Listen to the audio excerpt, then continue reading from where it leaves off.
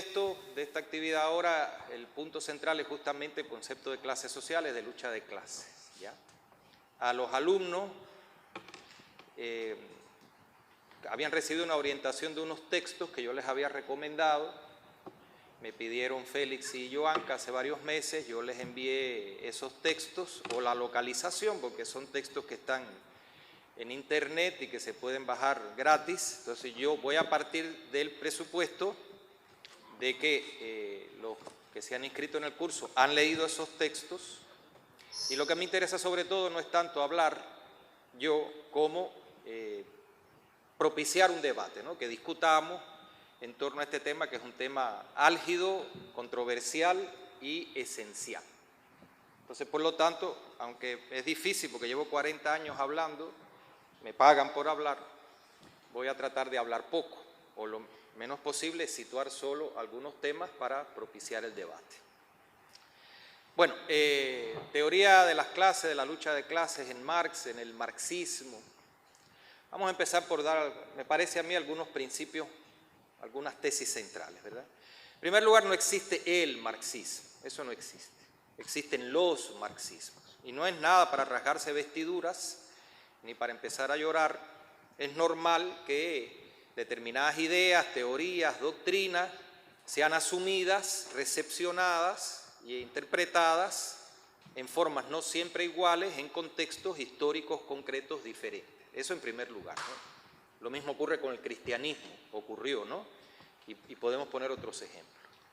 Ahora, más allá de que existen evidentemente marxismo, es decir, lecturas, interpretaciones acerca de lo que Marx dijo, con lo que esa famosa pregunta, ¿qué fue lo que realmente dijo Marx?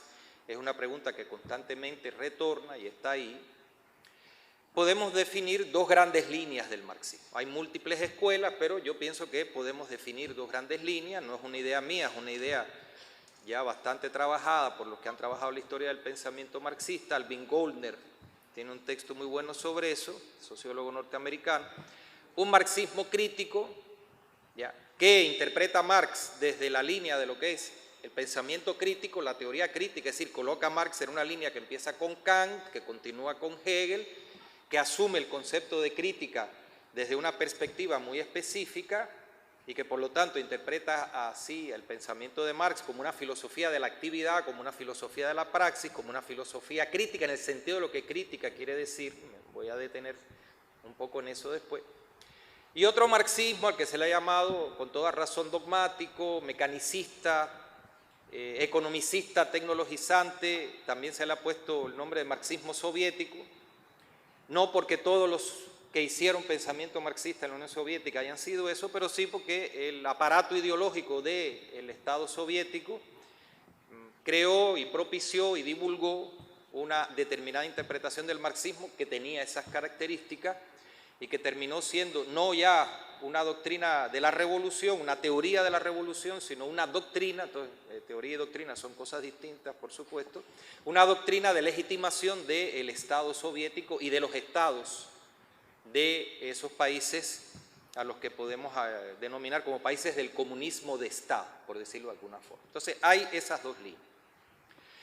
Yo intento colocarme en la primera, ¿no?, en la de este marxismo crítico, que, como digo, hunde sus raíces en Kant, continúa con Hegel, está en Marx, no porque Kant sea marxista, pero sí porque Kant es el fundador de una tradición crítica y que continúa en la obra de, en la primera posguerra, autores como Gramsci, como Lukács, como Ernst Bloch, como los primeros momentos de los autores de la Escuela de Frankfurt, y se continuó después en otros muchos autores. Podemos mencionar a Henri Lefebvre, podemos mencionar a Lucian Goldman, etcétera, y que hoy en día continúa también, teniendo también intérpretes y cultores destacados. Luego, si vamos a hablar de cuál es la interpretación que se tiene en el marxismo acerca de las clases, lucha de clases, bueno, lo primero es, vamos a intentar hacer una lectura de Marx desde una determinada. Entonces, lo primero es una labor de autoesclarecimiento. ¿Qué quiere decir? ¿Desde qué posturas epistemológicas, que también son posturas políticas, por supuesto, ¿no?, aunque la relación no es tan directa, pero desde qué posturas epistemológicas yo voy a leer los textos de Marx y después voy a leer la realidad social para ver en qué medida, en la realidad social en la que estoy viviendo, puedo aplicar esa teoría, ese instrumental teórico que está en la obra de Marx. Entonces, lo primero es una labor de autorreflexión. Esto no quiere decir que yo me tenga que buscar un psicoanalista, sentarme en un sofá y empezar a hablar de mi infancia.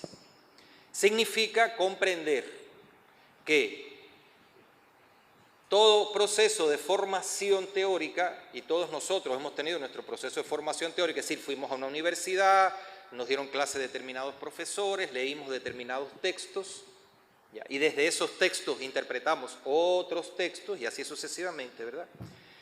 Todo proceso de formación teórica está condicionado por contextos sociales.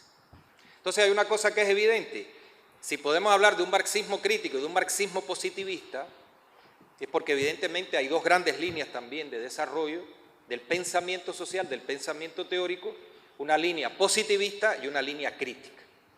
Y eso tampoco es ningún descubrimiento nuevo, hace ya bastante tiempo que se sabe. Y cuando hablo de positivismo no hablo de Durkheim o de Comte, es algo mucho más amplio. Es decir, una forma de interpretar cómo se construye la ciencia, una forma de interpretar qué cosa es un concepto, qué cosa es una teoría, qué relación tiene ese instrumento teórico con el fenómeno social al que ese instrumento teórico se está refiriendo. Y cuando hablamos de positivismo, estamos hablando justamente, es un concepto además que no crea Comte, perdón, aunque Comte denomina su sociología una sociología positiva. Bueno, todo esto, eso viene de antes, fines del siglo XVIII, cuando la discusión era justamente si el pensamiento sobre la sociedad debía ser un pensamiento positivo o si debía ser un pensamiento negativo. El tema de la positividad y de la negatividad. El conocimiento se construye, el conocimiento teórico se construye relacionándose con la realidad directamente, observando la realidad, estudiando hechos, los hechos hablan por sí mismos, y entonces yo como científico tengo que, uno, intentar despojarme de toda carga subjetiva, porque ciencia es objetividad, y la subjetividad es enemiga de la objetividad, es enemiga de la ciencia. Yo tengo que intentar convertirme en un espejo que refleja exactamente la cosa que está ahí, y los hechos hablan, y entonces sobre esa base yo estudio los hechos, los numero, los peso, los mido, y llego a generalizaciones y construyo un concepto que debe ser lo más parecido posible a esa cosa que está ahí que me enfrenta. Y entonces el científico social investiga hacia afuera. ¿Qué quiere decir investiga hacia afuera? Investiga el objeto. Dime qué objeto tú quieres que yo investigue y yo le parto para arriba, como se dice en Cuba, ¿no? Hay una obra de Luigi Pirandello que se llama 10 personajes en busca de un autor, creo que eran 10, ¿no? Algo así. ¿Cuánto? 6, bueno, le puse de más. Es que con el tiempo van creciendo. 6 personajes en busca de un autor, y aquí lo que tenemos es un montón de sociólogos en busca de un objeto. Dime qué objeto, desesperado, dale para allá, y sales corriendo y lo miras por arriba, lo miras por abajo, lo miras por aquí, lo mides, lo pesas. Teoría social positivista significa también realismo ingenuo, ¿ya? Es decir, es pensar que la realidad se nos muestra tal como la realidad es, que la podemos captar y que el concepto tiene que ser lo más parecido posible al objeto. Y eso tiene múltiples ramificaciones, la separación entre ciencia e ideología, por ejemplo. Ciencia es una cosa, ideología es otra, la ideología es una visión deformada, la ciencia es una visión lo más exacta posible, etcétera, etcétera. La teoría crítica parte de otros principios. Por eso es que hay un marxismo crítico. ¿Por qué hay un marxismo positivista? Quiero explicarlo también. ¿Y por qué el positivismo? Y todo esto tiene que ver con cualquier tema que queramos hablar, ¿sí? De clases sociales o de lo que sea. ¿Por qué el positivismo es, desde hace bastante tiempo, mucho tiempo, yo diría más de 2 siglos, la forma hegemónica de interpretación de la realidad social y de producción de conocimiento social? Y por lo tanto el marxismo, los marxismos, muchos de ellos se han cargado de mucho positivismo, y en una época el marxismo positivista era el marxismo predominante porque era el que difundían los aparatos ideológicos de los estados del comunismo de Estado, y por lo tanto además se ponía la toga del único marxismo verdadero, todos los demás eran unos revisionistas. Tiene que ver porque el modo de producción capitalista no es solo un modo de producción de cositas que usted compra y se come o se viste, con ella, sino el modo de producción capitalista es un modo de producción de relaciones sociales, es un modo de producción de conocimiento. Marx trabajó también, y muchos marxistas no se han dado cuenta de la importancia que esto tiene, el concepto de modo de apropiación, y el modo de producción capitalista es también un modo de apropiación material y espiritual de la realidad. Por lo tanto, es también un modo de producción, no solo de cosas que yo voy a comprar, de relaciones sociales, de la realidad social, del individuo, de su sistema de necesidades y del conjunto de elementos, de estructuras mediadoras que condicionan su percepción de la realidad y su apropiación de la realidad. Y una característica del capitalismo, del modo de producción capitalista, es que es un modo de producción fetichizante, por lo tanto reificador, cosificante. Entonces la realidad social se nos aparece, se nos presenta como una realidad social cosificada. Vale decir, compuesta de cosas que están ahí, independientemente de nosotros, están ahí, y entonces usted tiene que ir allí y estudiarlas, mirarlas por arriba, mirarlas por abajo. Ese predominio del positivismo fue, a nivel de educación, de universidades, de enseñanza, etcétera, etcétera, a nivel de reflexión teórica y dentro de la propia historia del marxismo, no es casual, porque esa visión cosificada de la realidad es producida por el capital. Y tenemos que entender que todos caemos bajo el efecto de esa realidad, es decir, bajo el efecto de una realidad que se nos presenta como una realidad cosificada y que por lo tanto nos impone en cierta medida la tendencia a cosificar nosotros mismos la realidad, a tener una percepción cosificada, fetichizante de la realidad. Ahora mi amigo me está sacando foto, entonces yo trato de poner mi mejor lado. Y entonces ahora ella me ha mirado con cara de odio. ¿Por qué hace eso? Bueno, en fin. Ya. Bueno, entonces sigo. Es que no es fácil. Continúo con esto. Bien. ¿Qué quiero decir con esto? ¿Hay una interpretación positivista dentro del marxismo de las clases sociales? Sí, claro. ¿Hay una lectura positivista de Marx? Sí. Y lo más difícil es quitarnos esa lectura positivista de arriba, porque es una realidad cosificada, cosificante, fetichizante. Luego, lo primero que tiene que hacer un investigador, lo primero que tiene que hacer un individuo que quiere estudiar teoría social, es justamente empezar por donde empieza la teoría crítica. ¿Por dónde empezó la teoría crítica? La teoría crítica lo que hace es reflexionar acerca de las estructuras objetivas inherentes al sujeto que condicionan sus formas de apropiación material y espiritual de la realidad. Y por lo tanto, lo primero que tiene que hacer cualquier individuo que va a estudiar ciencias sociales, que va a enfrentarse a un objeto social, el objeto social puede ser un grupo de individuos que está haciendo algo, pero un objeto social también es un libro, claro, por supuesto. Usted va a leer El Capital o va a leer una novela de Paulo Coelho, no sé. Eso es un objeto social. Es tener autoconciencia, tratar de comprender desde qué posición de sujeto está interpretando, está interactuando con ese objeto social. Eso el positivismo no te lo dice, ¿verdad? El positivismo te dice, usted es un científico, ya estudió en la universidad, ya le dimos 18 instrumentos y usted, cualquier cosa que le pongan delante, le va para arriba con esos instrumentos. No sé qué puede querer decir autoaclararse, porque usted como científico tiene que eliminar su subjetividad, sus gustos, sus ideas, sus ideologías y hacer ciencia. Luego la pregunta es, ¿qué dice Marx acerca de las clases sociales? Bueno, antes de empezar eso yo tengo que aclararme, desde qué estructuras de conocimiento que yo he incorporado, me haya dado cuenta o no me haya dado cuenta, yo estoy leyendo esa cosa que tengo ahí delante, que en este caso es una obra de Marx, una idea de Marx, para entender. Entonces hay que empezar por ahí. Hay un texto muy bueno de Atilio Borón refiriéndose a la no existencia de una teoría política en Marx. Entonces Atilio Borón toma un texto de Bobbio, donde Bobbio dice, en Marx no hay una teoría política, hay una teoría del Estado. Y Atilio Borón dice, claro que no la hay, ni la puede haber, porque si yo entiendo a Marx como un pensador crítico, que no escribió un libro sobre economía política, sino una crítica de la economía política, entonces está claro que en Marx no puede haber una teoría, por eso usted la busca y no la encuentra. Pero lo que para usted es un defecto o es un límite, para el pensamiento crítico es una característica esencial y fundamental. Entonces no voy a explicar el porqué de todo eso, porque todos conocemos ese texto de Atilio Borón. Y esto viene a cuenta también por el tema de las clases sociales, ¿no? Siempre que usted empieza a leer sobre clases sociales en Marx, no, casi siempre, ¿no? Lo primero que dice esto: es terrible, no hay una definición de clases sociales en Marx, porque en el momento justo, en la página justa del tomo 3 del Capital, donde Marx se pregunta qué cosa es una clase social, ¡bum!, se acabó el manuscrito. La telenovela se acabó y no hay, mire el capítulo que viene, porque no hay capítulo que viene. Se murió el hombre y ahora nadie sabe qué cosas, qué horror. Bien. ¿No hay una definición de clases sociales en Marx? No, ni puede haberla. Ni puede haberla. ¿Por qué no puede haberla? ¿Qué quiere decir definición? Y ahí viene también el problema. ¿Cómo entendemos los conceptos? ¿Ya? Los conceptos son fotografías de cosas, y las cosas, ya lo dice la palabra, ¿no?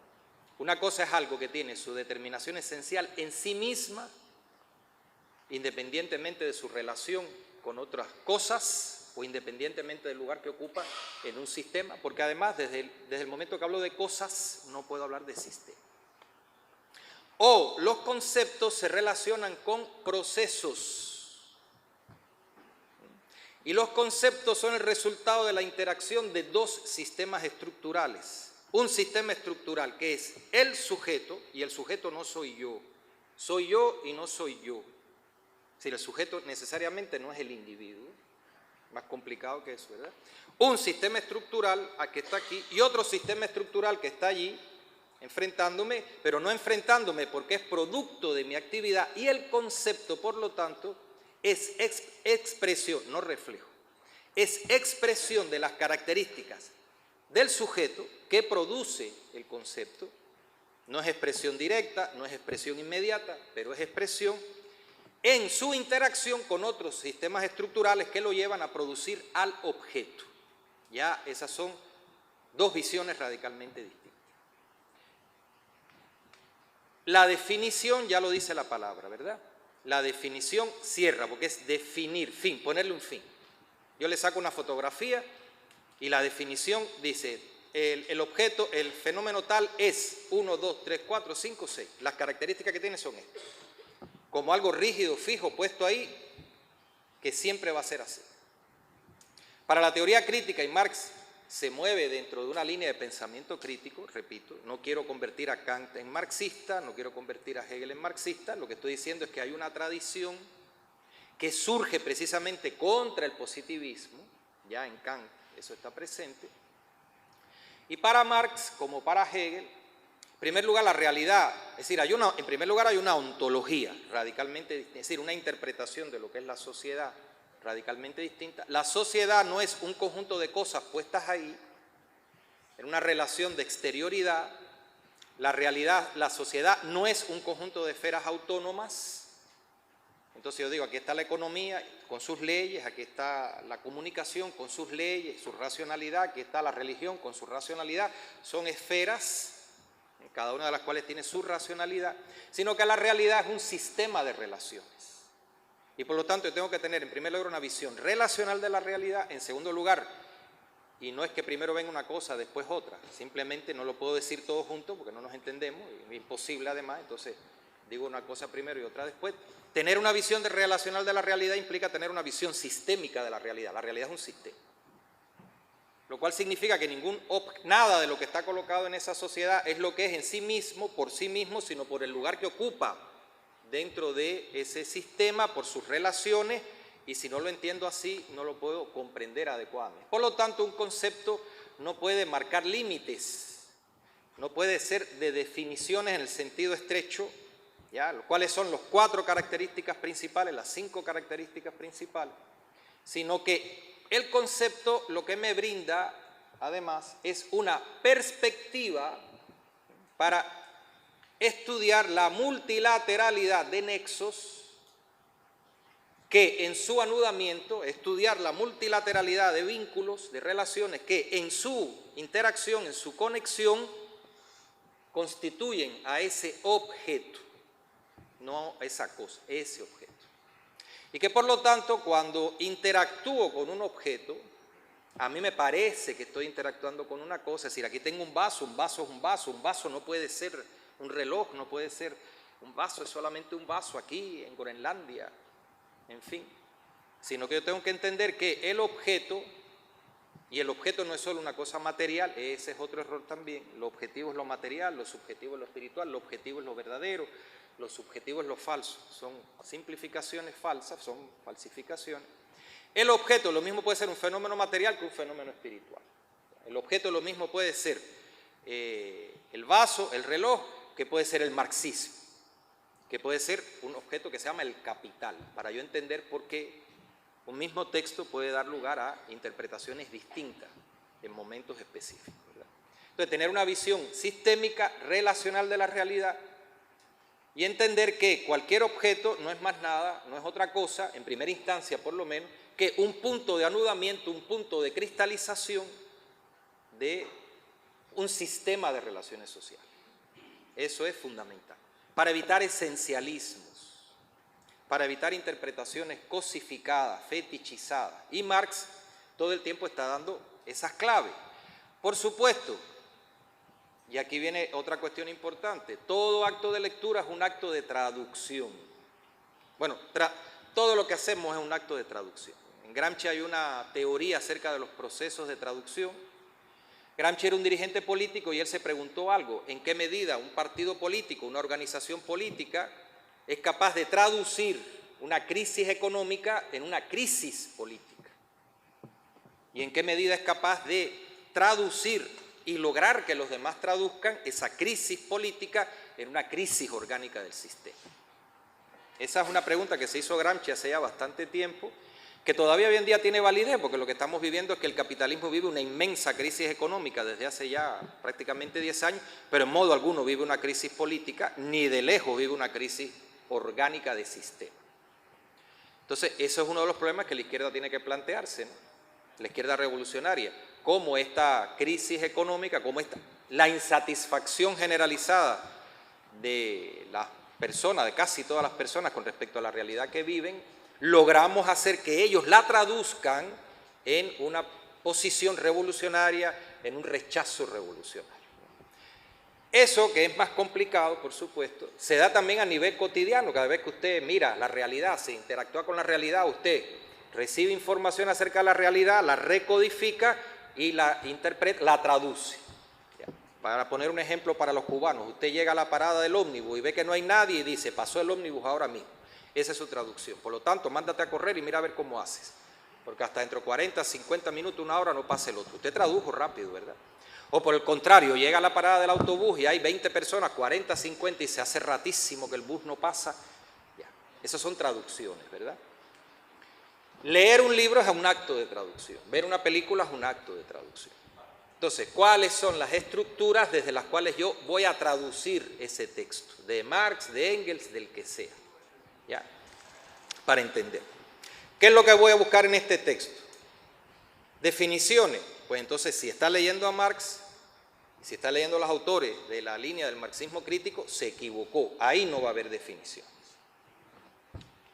Entonces, por un lado es injusto pedirle a Marx más de lo que hizo, porque la labor titánica, sobrehumana, en una época en que no había computadoras, ni fotocopias, ni internet, un individuo que está viviendo en condiciones de miseria, pudo haber hecho todo lo que hizo, ya pedirle más y entonces empezar, pero en Marx no hay esto, en Marx no hay lo otro. Bueno, en Marx hay un conjunto de ideas claves, fundamentales, para entender lo que hizo y para apoyarnos en eso para seguir haciendo más cosas. Entonces, con respecto al tema de las clases sociales y de la lucha de clases, ¿verdad?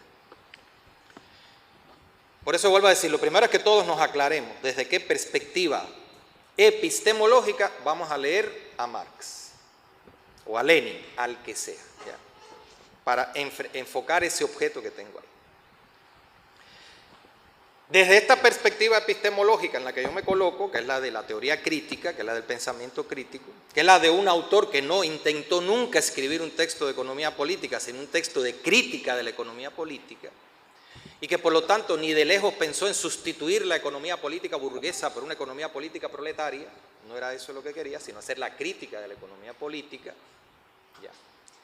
Yo entiendo entonces la reflexión que Marx hace de este tema desde una perspectiva muy específica, que es la que está reflejada además, no solo en los textos que le orienté a los compañeros que vienen hoy aquí, condición de alumnos, no porque sean alumnos, pero bueno, en condición de alumnos, y que está, como digo, reflejada en esos textos, ¿no?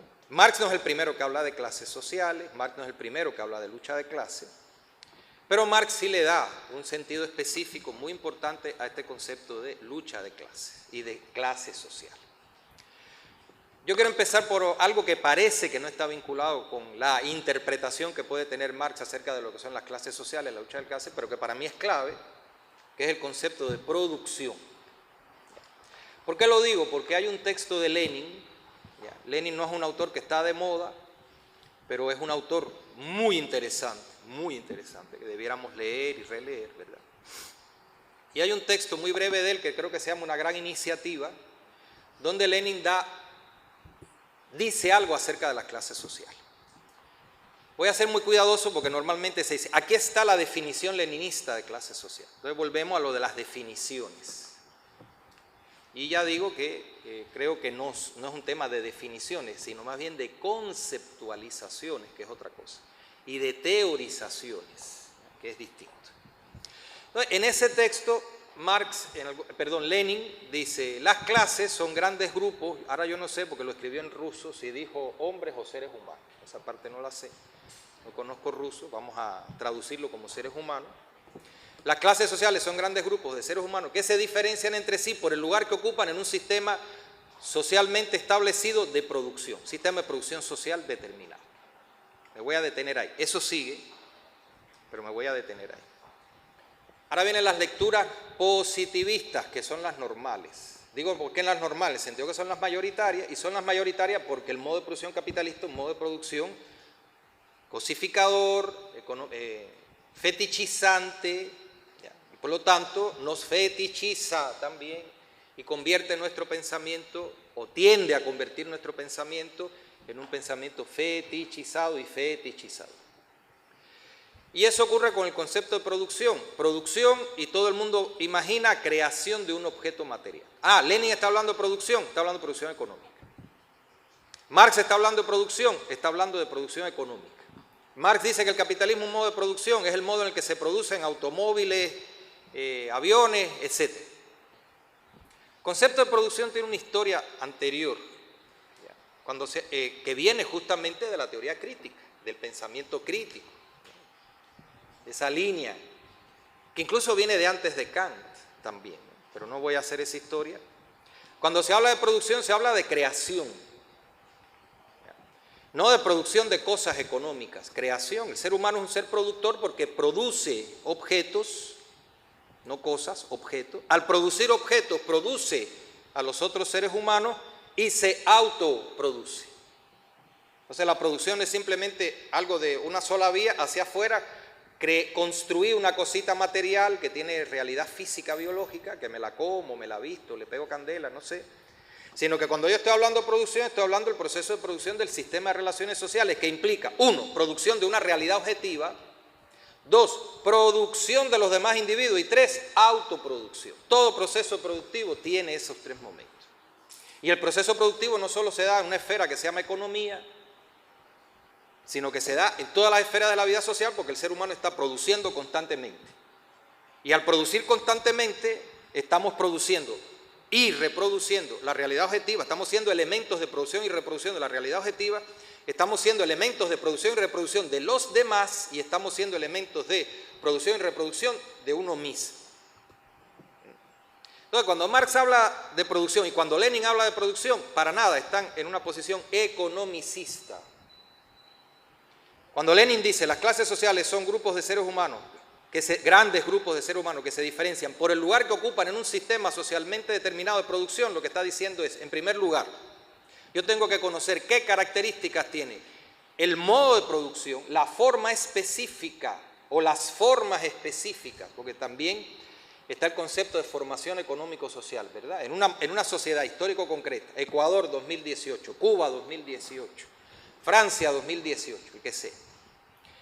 Cómo en ese lugar, en esas condiciones histórico concretas, se están interrelacionando, interactuando todo un sistema de relaciones sociales que en su interacción se están autoproduciendo unos a las otras, conformando una compleja malla, para yo poder entender qué cosa es una clase social, cuáles son las clases sociales y qué características tienen las clases sociales.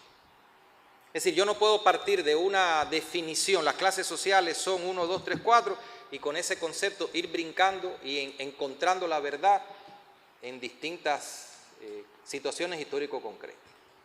Tradicionalmente el positivismo nos dice, el conocimiento va de lo simple, de lo singular, a lo general, a lo complejo. La teoría crítica nos dice al contrario, el conocimiento tiene que partir de la visión de sistema para llegar al objeto singular.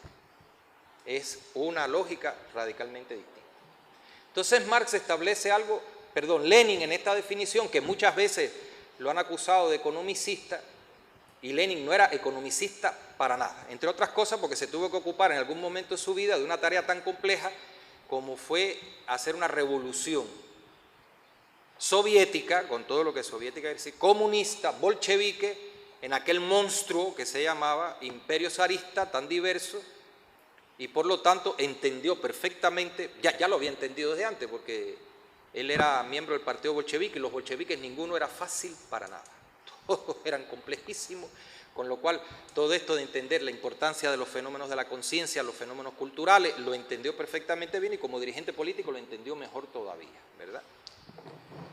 Esa famosa frase también de Lenin, comunismo es poder soviético más electrificación.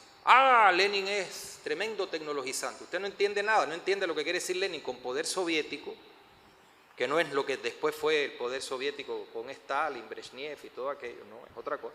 Y no entiende lo que quiere decir con electrificación, porque no es que yo creo una institución de poder, le llamo soviet, pongo una línea eléctrica y ya estamos en el comunismo. No es eso, ¿verdad? Mucho más complicado que eso. Pero es muy fácil hacer lecturas simplificadoras. Vuelvo entonces a esta idea. Lenin lo que está diciendo es, primero, las clases sociales son grupos que yo los puedo caracterizar por el lugar que ocupan en un sistema social de producción, en un sistema específico de producción. Entonces lo primero que tengo que conocer es eso. ¿Por qué ese sistema específico de producción? El que me va a explicar cómo se produce esa clase social. Cómo esa clase social es producida, pero además cómo esa clase social se autoproduce.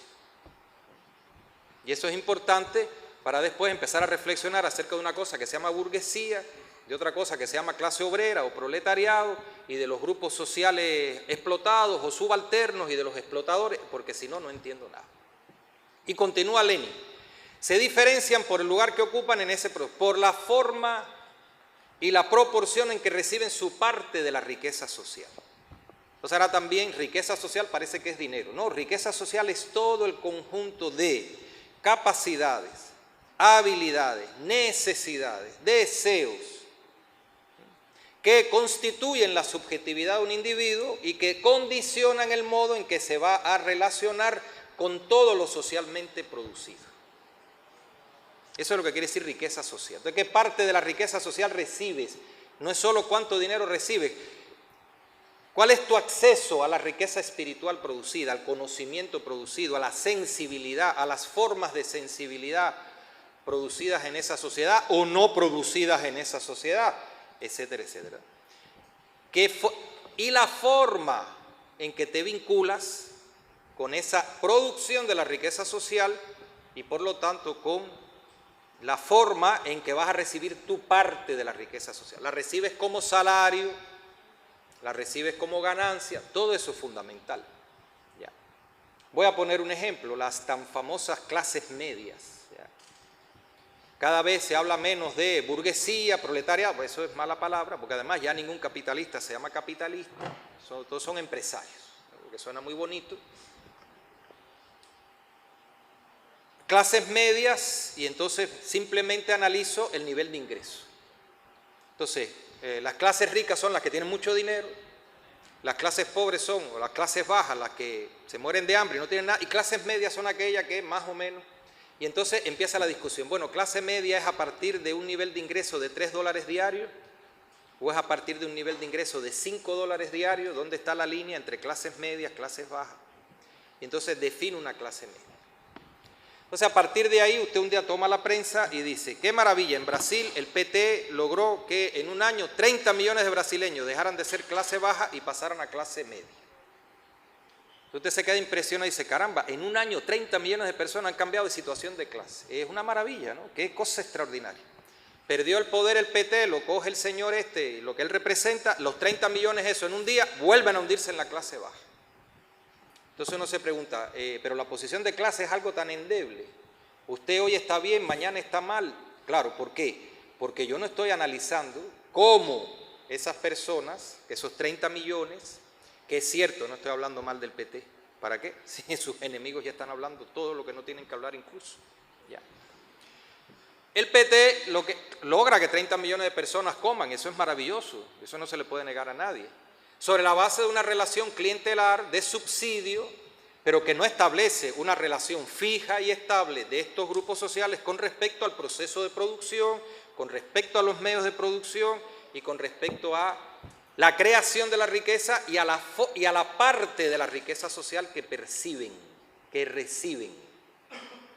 Y eso es importante para entender por qué en Brasil la clase dominante brasileña logró movilizar, con unas movilizaciones impresionantes que además fueron magnificadas por la gran prensa internacional, las protestas contra Dilma, lograron sacar a la calle bastante gente, que además era curioso porque usted veía las fotos y ahí adelante iba la pareja, esposo y esposa, protestando contra Dilma y el PT, que son unos ladrones, atrás iba la empleada mulata con el cochecito llevando al niño, todo eso impresionante, y todas esas fotos se vieron, pero claro, la gran prensa trató de ocultarla.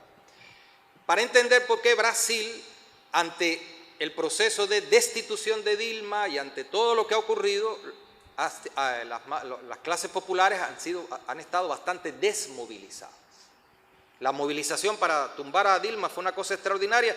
Después las protestas contra olvídense ya de Lula, las protestas contra las barbaridades que ha estado haciendo este señor Temer de destrucción de un código de trabajo que viene del año 40 y tantos, de la época de Getúlio Vargas, pero que a los círculos de poder brasileños les parece extraordinariamente comunista y extraordinariamente subversivo, lo quitaron también, ¿no? Todas estas cosas. No ha habido una mayor movilización social. Entonces uno se pregunta, bueno, los 30 millones de personas esas que gracias a Lula comían y ahora van a perder todo eso si no lo están perdiendo ya, ¿por qué no se movilizan? Porque si yo no puedo entender que estamos hablando de personas que estaban aumentando su renta sobre la base de una relación clientelar, sobre la base de una relación con un Estado que en un momento da y después si quieres no da, pero no porque han cambiado realmente su lugar y su relación fija y estable con respecto a eso que se llama propiedad de los medios de producción, que les permite obtener una parte de la riqueza social o no obtener una parte de la riqueza social, ¿verdad? Voy a poner otro ejemplo de Brasil, no sé si hay algún brasileño aquí, a lo mejor los ejemplos que estoy poniendo son equivocados, me lo dice después, ¿no? Con el gobierno de Lula se llegó a vender 1 millón de motos al año. Hubo todo un sector de las clases menos privilegiadas que lograron tener un ingreso suficiente para comprar la moto. Maravilla, ¿verdad? Qué maravilloso. Ahora, lo que era difícil encontrar, un movimiento masivo, por supuesto, hay activistas que lo hicieron, pero un movimiento masivo de vamos a mejorar las condiciones de educación, vamos a mejorar el tratamiento de aguas residuales en las favelas, por ejemplo, ¿verdad? La parte de la riqueza social que están recibiendo es una parte cosificada que justamente tiene que ver con el consumismo. Entonces, lo que se establece es una relación, vamos a decir, un pacto de consumo. Tú apoyas al PT porque el PT te da dinero para que tú logres lo que nunca has logrado, entrar en un shopping mall y comprar a crédito, no sé, algo así, ¿no? Y mientras el Estado me da dinero, perfecto. Vino la crisis de las commodities, al Estado le entró menos dinero, y entonces ahora mi percepción de la realidad no ha cambiado y entonces estoy molesto porque ya no puedo ir al shopping mall. Mi parte de la riqueza social va por ahí, esa es la parte que estoy recibiendo, que profundiza mi consumismo, profundiza mi percepción de la realidad. Esa interpretación de Lenin, no una definición, es muy importante, pero si entiendo producción solo como producción de cositas, no entiendo nada. Primero, ¿hay una definición de clases sociales? No puede haber. Hay toda una interpretación acerca de lo que son las clases sociales, en Lenin y en otros autores posteriores. Y como dice Ellen Maxine-Wood, si es que no lo he pronunciado mal, y no solo ella, pero bueno, digo esto porque es un texto que les pedí que leyeran. Hay dos formas de entender dos grandes formas de entender esta cuestión de las clases sociales. Las clases sociales como un lugar o las clases sociales como un proceso. Y son dos formas radicalmente distintas que dentro del marxismo han existido.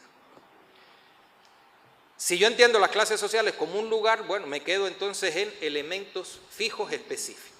Clase obrera, y entonces busco 3, 4, 5 elementos.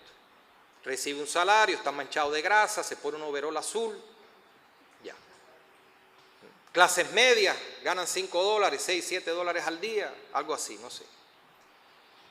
Si entiendo las clases como flujos, que es entender todo objeto social como un flujo, como un movimiento, yo entiendo que yo no puedo comprender clases sociales desvinculado del concepto de lucha de clases. Y que no es que las clases sociales surjan primero y después aparezca la lucha de clases, sino que las clases sociales aparecen en lucha. ¿Por qué? Porque las clases sociales se autoproducen y se reproducen unas a las otras.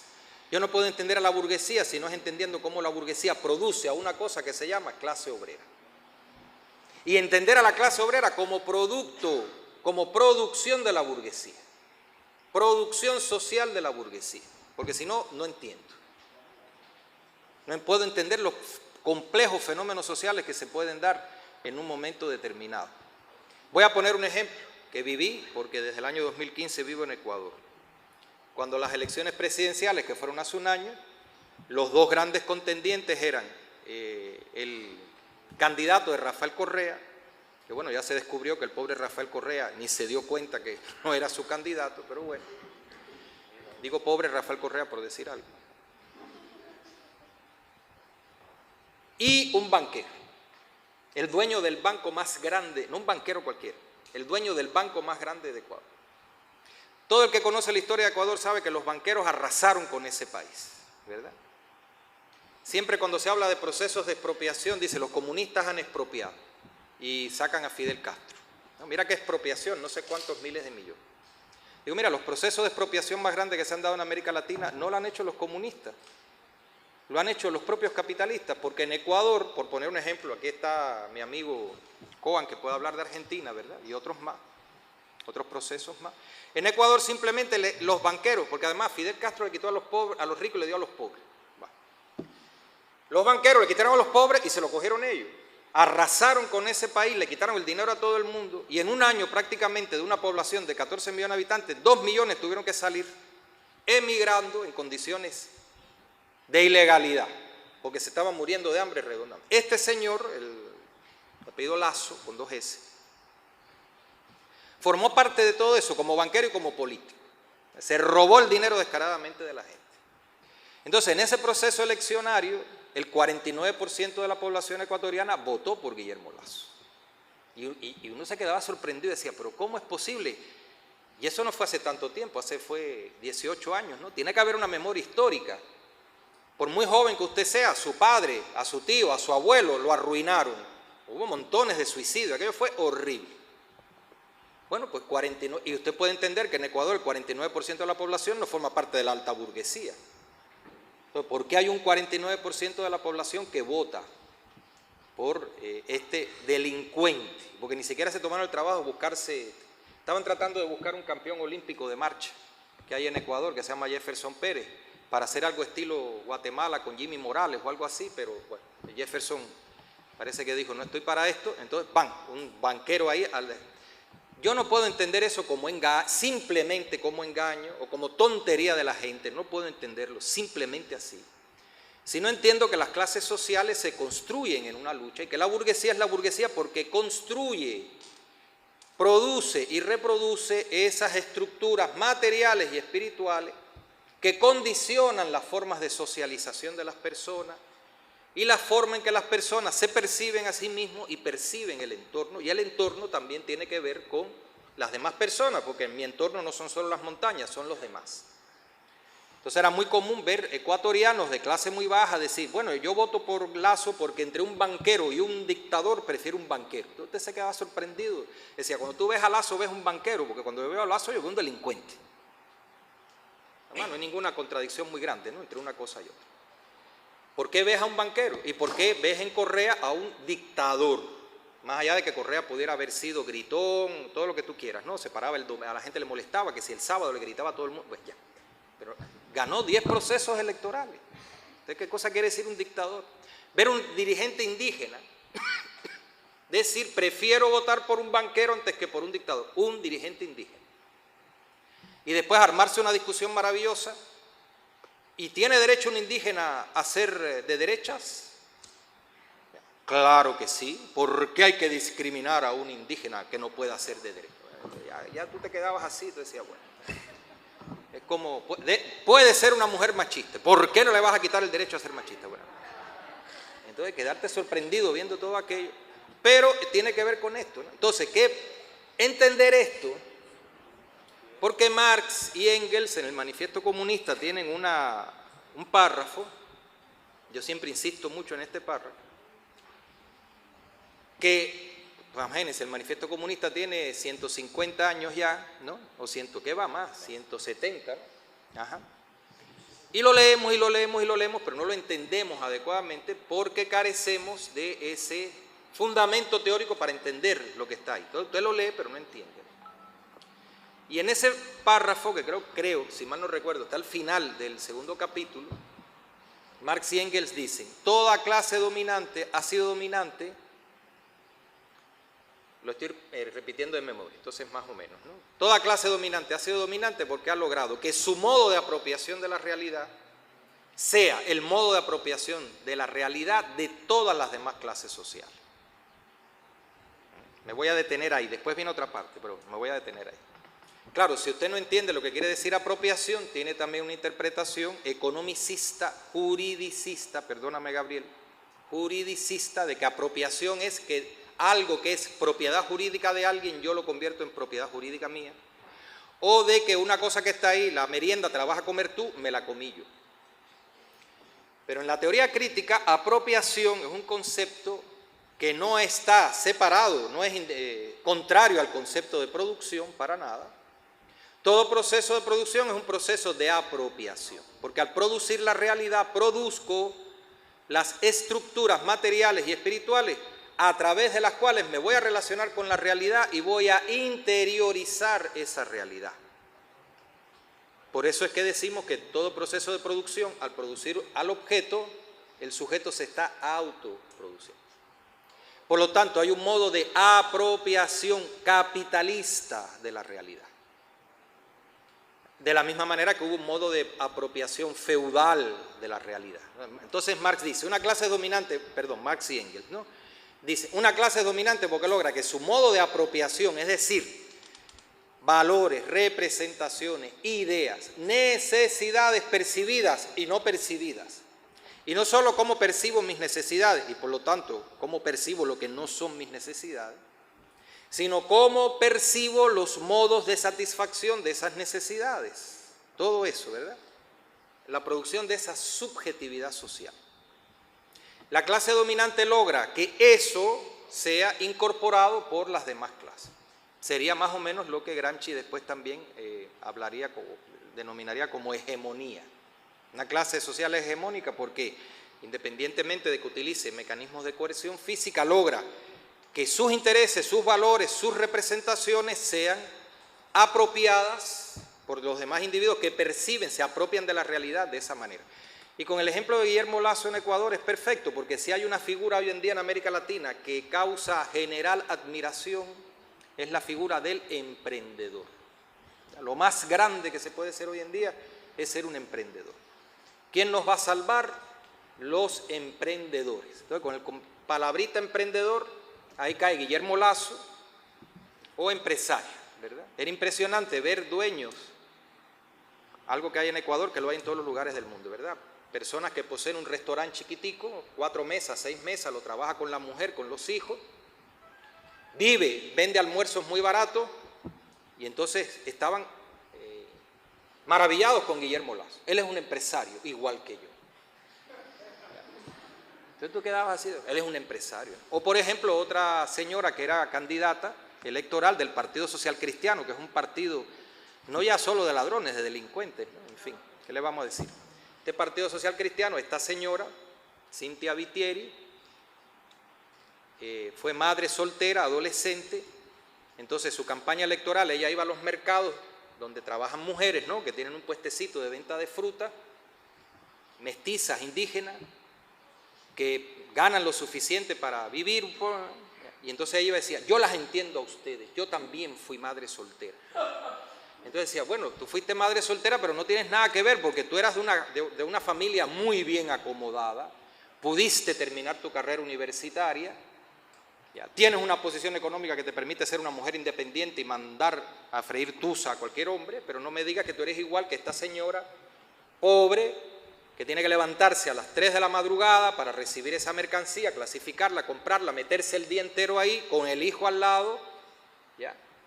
Pero era impresionante cómo en aquellos mercados la recibían. Ah, verdad, es igual que yo, es mujer, madre soltera, igual que yo.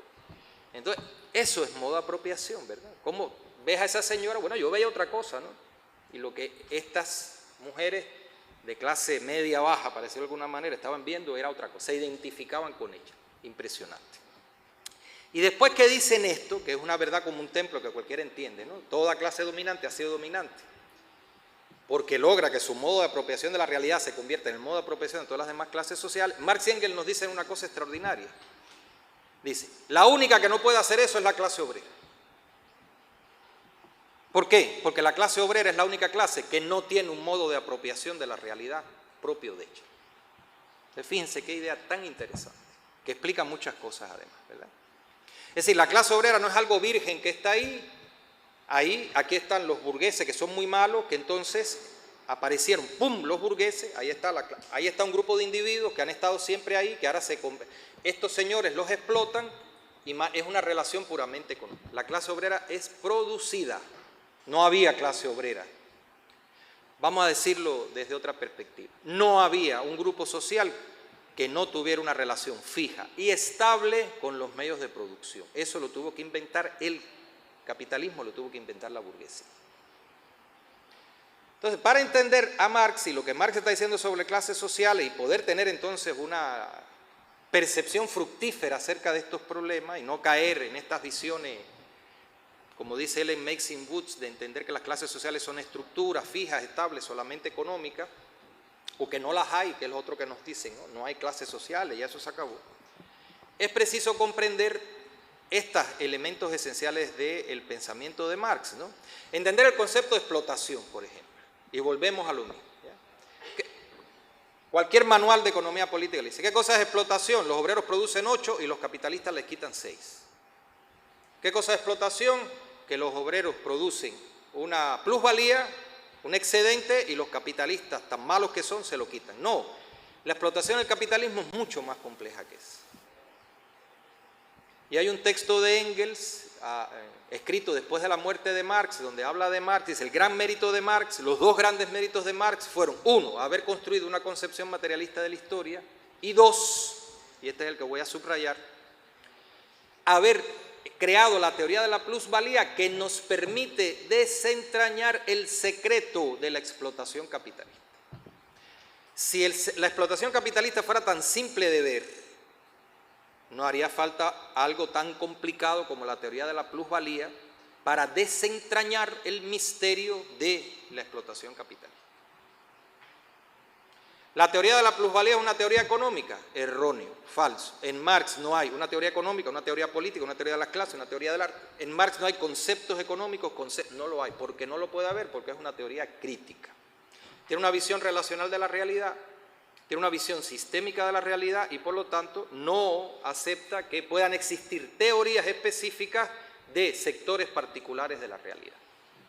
Entonces la teoría de la plusvalía no es una teoría económica y yo no puedo entender los procesos de producción de pensamiento, de producción de las relaciones políticas, de producción del... Yo no puedo entender nada de eso si no entiendo lo que es la teoría de la plusvalía, no como el simple proceso en el cual un grupo que trabaja, que está vinculado directamente a la producción material, es despojado del excedente. Eso es muy viejo, eso viene ya desde el tránsito de la comunidad primitiva a la sociedad dividida en clases, ¿verdad? El esclavismo fue eso, el feudalismo fue eso.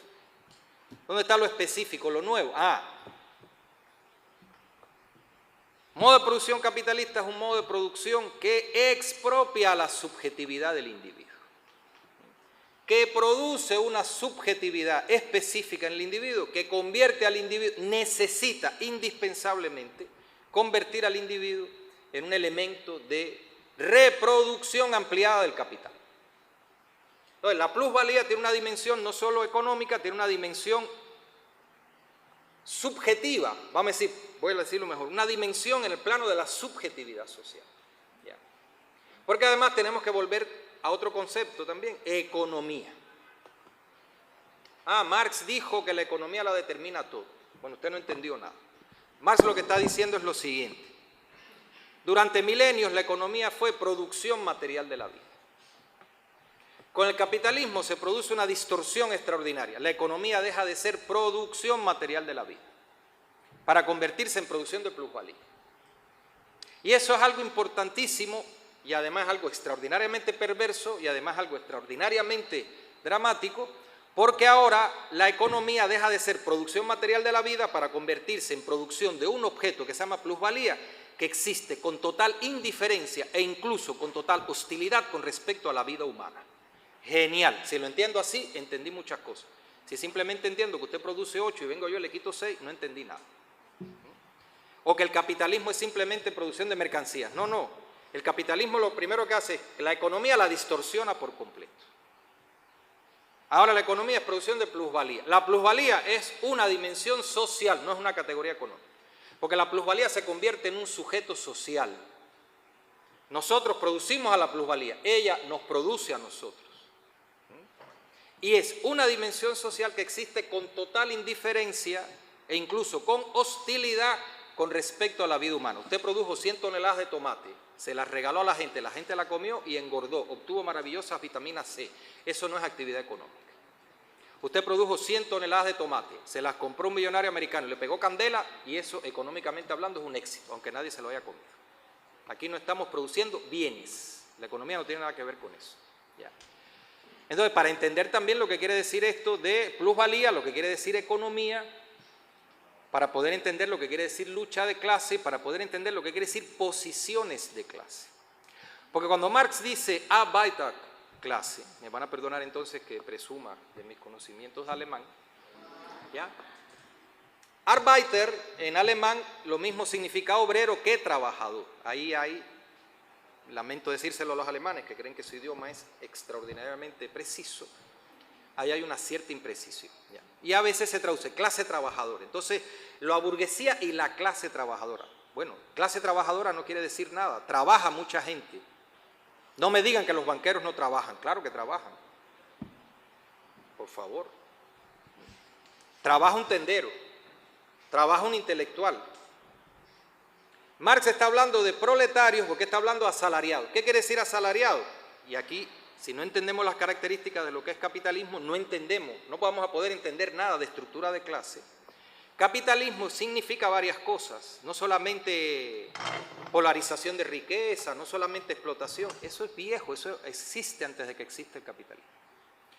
¿Qué significa capitalismo? Entre las varias cosas que significa, no puedo decirlas todas, son varias, pero por ejemplo, significa, 1, ruptura de todo nexo, de todo vínculo estable y fijo con respecto a los medios de producción. Las sociedades precapitalistas, los esclavos, los siervos de la gleba, todos los grupos sociales tenían una relación fija y estable con los medios de producción. Podían ser explotados extraordinariamente, pero esa relación no la perdían. ¿Qué es lo que ocurre con el capitalismo? Que todo eso se rompe y ahora aparece una masa inmensa de personas que no tienen una relación fija y estable con los medios de producción. Tienen todos los días que producir esa relación como asalariado o como dueño de una empresa, pero como dueño de una empresa usted no puede dormirse porque existe una cosa que se llama competencia y hoy es dueño de una empresa y mañana se despierta y no tiene un centavo. Usted está siempre viviendo al borde del precipicio. Todos los días tiene que reproducir eso. Y hay una masa inmensa que lo único que tienen para poder vivir es la venta de su fuerza de trabajo. Luego, de lo que Marx está hablando es de eso, los asalariados, los individuos. Eso nos explica estos milagros, ¿no? 30 millones de personas ahora ya no son clase media, mañana son clase media, son clase baja. ¿Por qué? Porque el Estado construyó una relación sobre la base de determinados... intentó cambiar en cierta medida las relaciones de distribución, pero no afectó las relaciones de propiedad. Y no afectó el modo socialmente establecido en el que se están produciendo la forma en que las personas se relacionan con los medios de producción. Siguen siendo los mismos. Y eso es lo que permite estos tránsitos agudos. Cuando gana el neoliberalismo en un país donde antes había habido un presidente no neoliberal, expande el Estado, crea trabajo, ahora viene el otro, quita el trabajo y los vaivenes. El capitalismo significa la universalización de la forma mercancía. Es decir, las únicas relaciones sociales legítimas, las únicas relaciones sociales que se promueven son aquellas que tributan a la producción de plusvalía. Todas las relaciones sociales que no tributen o que sean un peligro, bueno, del momento que no tributan son un peligro. Para la producción de plusvalía son relaciones sociales que son reprimidas, se intenta destruir, sufren constantemente el embate de la plusvalía que las tiene que destruir. Capitalismo significa que el mercado se convierte en el gran espacio social. Es decir, antes el mercado en las sociedades precapitalistas era un espacio muy limitado, donde se establecían ciertas relaciones sociales, pero la mayoría de las relaciones sociales no se establecía dentro del mercado.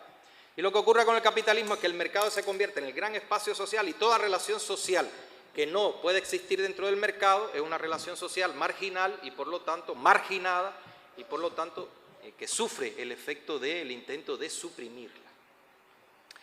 La plusvalía se convierte en el intermediario por excelencia. ¿Qué quiere decir eso? Todas las relaciones sociales están mediadas por la plusvalía. Tienen que pasar a través de la plusvalía. Si usted quiere leerse un libro, si usted quiere hacer un máster, si usted quiere apreciar la obra de Leonardo da Vinci, o si usted se quiere vincular con el vecino de al lado, si usted se quiere vincular con el aire, no por gusto, vivir en unos barrios vale tanto y en otros tan poquito, ¿verdad? Usted quiere tener aire puro, eso cuesta dinero. Usted se quiere vincular con el aire, usted se quiere vincular con el agua. Eso siempre fueron relaciones muy naturales, por decirlo de alguna forma. Ahora son relaciones socialmente establecidas. El agua es una mercancía que usted la tiene que comprar.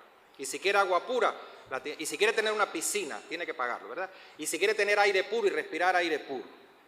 Si quiere venir a Cuba a ver las maravillas de la revolución. Todo eso pasa por la plusvalía, ¿verdad?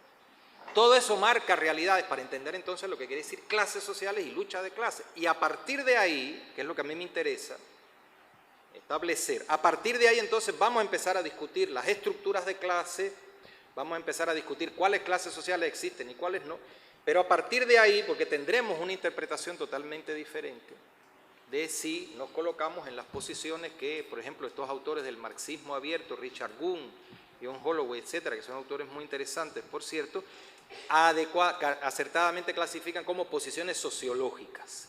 Entonces me perdonan los sociólogos aquí presentes, pero lo están diciendo en el sentido de una sociología, la sociología positivista que entiende la sociedad como espacios, y entonces ¿en qué lugar te coloco a ti? Y cuando Marx habla de clase obrera, por supuesto puede haber montones de discusiones, pero de lo que Marx está diciendo, más allá de que estés con una mandarria dándole golpes a una rueda dentada o lleno de grasa, de lo que yo estoy hablando es de un grupo de individuos extraordinariamente grande que tiene que vender su fuerza de trabajo, porque es la única forma en la que logra engancharse con la producción de la vida social. ¿Ya? Y está claro que el proletariado, vale decir, los individuos que no poseen otra cosa que no sea su fuerza de trabajo, sigue siendo una masa humana extraordinariamente grande, porque también hay montones de textos. Desapareció la clase obrera.